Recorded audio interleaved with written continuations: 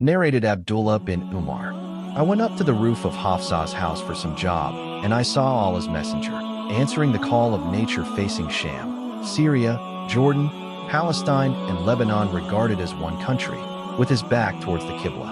See Hadith number 147. حدثنا إبراهيم بن المنذر قال حدثنا أنس بن عياض عن عبيد الله عن محمد بن يحيى بن حبان عن واسع بن حبان عن عبد الله بن عمر قال ارتقيت فوق ظهر بيت حفصة لبعض حاجتي فرأيت رسول الله صلى الله عليه وسلم يقضي حاجته مستدبر القبلة مستقبل الشام.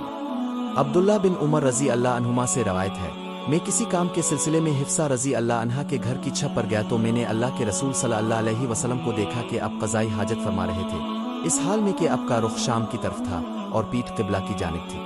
ملاحظة فرماء حدث نمبر 147. Narrated Abdullah bin Umar.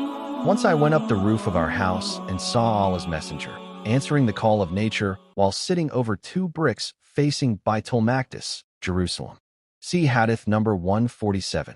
حدثنا يعقوب بن إبراهيم قال حدثنا يزيد بن هارون قال أخبرنا يحيى عن محمد بن يحيى بن حبان أن عمه واسع بن حبان أخبره أن عبد الله بن عمر أخبره قال لقد ظهرت ذات يوم على ظهر بيتنا فرأيت رسول الله صلى الله عليه وسلم قاعدا على لبنتين مستقبل بيت المقدس.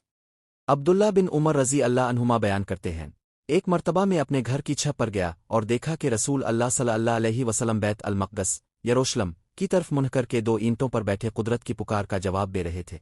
ده حدث نمبر 147. Narrated Anas bin Malik. Whenever Allah's messenger went to answer the call of nature, I along with another boy used to accompany him with a tumbler full of water. Hisham commented, so that he might wash his private parts with it. حدثنا أبو الوليد هشام بن عبد الملك قال حدثنا شعبة عن أبي معاذ واسمه عطاء بن أبي ميمونة قال سمعت أنس بن مالك يقول كان النبي صلى الله عليه وسلم إذا خرج لحاجته أجيء أنا وغلام معنا إداوة من ماء يعني يستنجي به. अनस बिन मालिक रजी अल्लाह अन्हु रवायत करते हैं, जब भी रसूल अल्लाह सल्लल्लाहु अलैहि वसल्लम फितरत की पुकार पर लब्बैक कहने जाते तो मैं और एक और लड़का पानी से भरा हुआ उनके साथ जाता। हश्शाम ने तबसरा किया ताकि वो इससे अपनी शर्मगा को धोए। Narrated Anas. Whenever Allah's messenger went to answer the call of nature, I along with another boy from us used to go behind him with a tumbler full of water. حدثنا سليمان بن حرب قال حدثنا شعبة عن أبي معاذ هو عطاء بن أبي ميمونة قال سمعت أنسا يقول كان رسول الله صلى الله عليه وسلم إذا خرج لحاجته تبعته أنا وغلام منا معنا إداوة من ماء.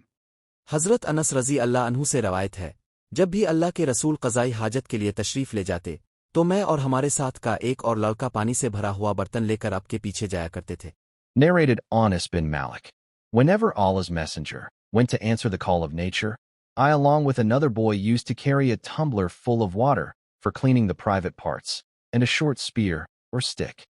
حدثنا محمد بن بشار قال حدثنا محمد بن جعفر قال حدثنا شعبة عن عطاء بن أبي ميمونة سمع أنس بن مالك يقول كان رسول الله صلى الله عليه وسلم يدخل الخلاء فأحمل أنا وغلام إداوة من ماء وعنزة يستنجي بالماء تابعه النضر وشذان عن شعبة.